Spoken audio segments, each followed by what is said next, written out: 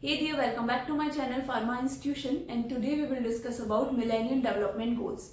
So Millennium Development Goals को establish किया था UN ने. UN that means United Nations. So United Nations का जो establishment है वो करा गया था World War II के बाद. जब द्वितीय विश्व युद्ध हुआ था उसके बाद 1945 में यूएन को स्टैब्लिश करा गया था. इसमें 50 कंट्रीज थे जो कि आपस में एक साथ आए थे और उन्होंने एक संघ का निर्माण किया था जिसका नाम था यूनाइटेड नेशन, या फिर इसको हिंदी में बोलते हैं संयुक्त राष्ट्र. और इंडिया ने भी संयुक्त राष्ट्र को ज्वाइन करा था 1945 में.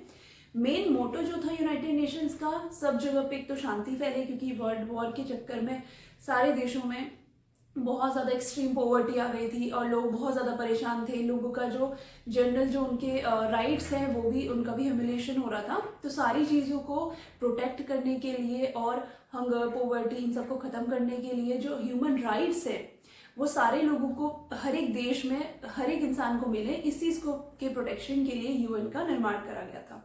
अब यूएन के अलग अलग ऑब्जेक्टिव्स थे, जैसे कि पॉवर्टी को कम करना, हंगर को कम करना, वुमेन एम्पावरमेंट करना, और जितनी भी टेक्नोलॉजीज हैं उनको आगे बढ़ाना, और हर एक कंट्री आपस में कोरिलेशन करके कैसे आगे डेवलपमेंट कर सकती है इस चीज़ को देखना, और जितने भी हमारे रिसोर्सेज हैं उनका सस्टेनेबल डेवलपमेंट करना. तो ये कुछ बेसिक ऑब्जेक्टिव्स के साथ यूएन स्टार्ट हुआ था. अब जैसे जैसे उसमें प्रोसेसेस होती गई, दैट मीन्स कि अलग अलग गोल्स अचीव होते गए, तो और बड़े बड़े गोल्स, बड़े बड़े ऑब्जेक्टिव्स उन्होंने रखे. उन्हीं गोल्स में से एक है हमारे millennium development goals.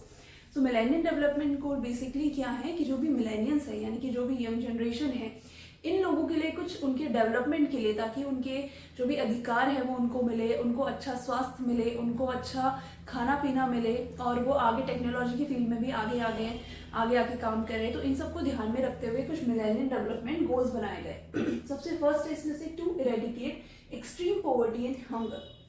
That means eradicate मतलब पूरी तरीके से खत्म करना एक्सट्रीम पॉवर्टी और हंगर, गरीबी और जो भूख, मतलब भूखे रहते हैं जो इंसान, इस चीज़ को बिल्कुल खत्म करना था. क्योंकि वर्ल्ड वॉर के बाद बहुत ज़्यादा ही एक्सट्रीम हो गया था कि लोगों को खाने के लिए कुछ नहीं मिल रहा था और बहुत ही ज़्यादा गरीबी में लोग रह रहे थे.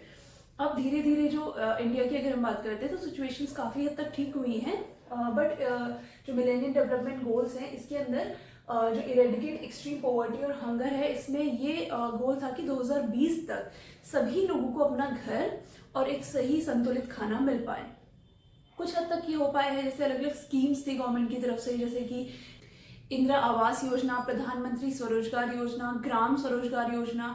उसके अलावा भी कई सड़कों को बनाने के लिए भी कई सारी स्कीम्स ऐसे निकाली गई, सो दैट कि जो नॉर्मल इंडिविजुअल है, जो कि कोई बड़ा बिजनेस नहीं कर सकता या फिर बहुत ज़्यादा पढ़ा लिखा नहीं है तो बहुत अच्छी जॉब नहीं कर सकता, उसको भी इन सारी योजनाओं के तहत कुछ ना कुछ काम मिले और उसका डेली जो उसका एक अधिकार है कि उसे खाना मिले वो उसका पूरा हो जाए.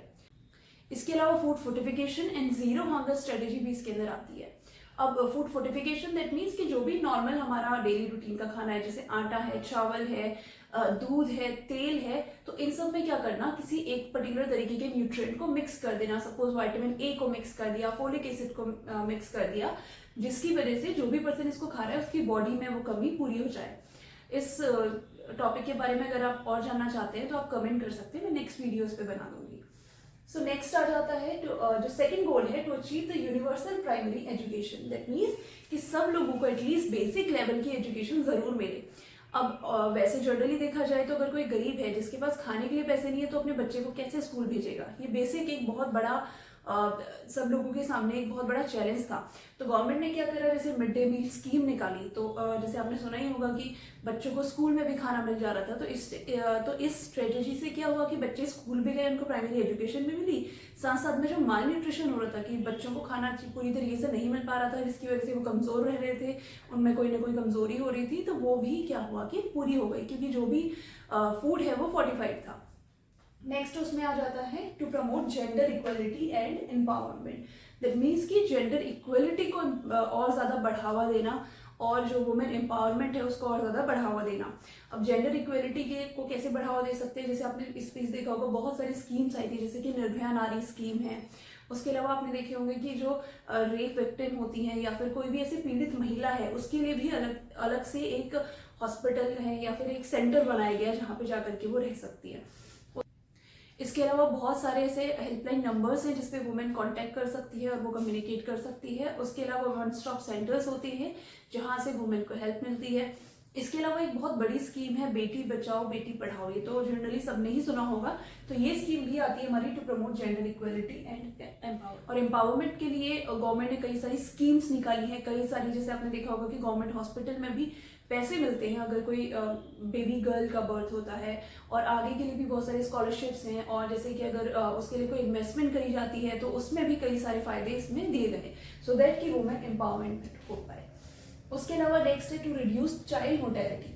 चाइल्ड मोर्टेलिटी यानी कि जो बच्चा जब पैदा होता है तो उसके बाद ही एकदम से उसका मर जाना, ये बहुत ज़्यादा कॉमन है इंडिया में। मतलब पहले बहुत ज़्यादा था, अभी तो काफ़ी हद तक जो कंडीशंस है वो ठीक है कि जो बच्चा है वो पैदा होने के 2 साल के अंदर ही मर जाता था। तो ये बहुत सारे केस हो रहे थे, तो तब गवर्नमेंट ने इस पर बहुत ज़्यादा फोकस किया कि जो चाइल्ड मोर्टेलिटी है वो नहीं होनी चाहिए।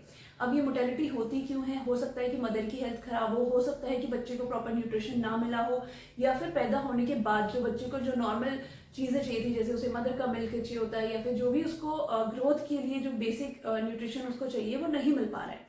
तो इस चीज़ को ठीक करने के लिए भी गवर्नमेंट ने कई सारी स्कीम्स चलाई हैं। जैसे आपने देखा होगा आंगनबाड़ी में अगर कोई लेडी अपना नाम लिखाती है तो फिर उसको कई सारी दालें और दलिया इस तरीके की चीज़ें मिलती हैं, सो दैट कि अगर वो उसको खाएगी तो फिर उसकी बॉडी में जो भी न्यूट्रिशन की डेफिशिएंसी हो सकती है वो कम हो जाएगी।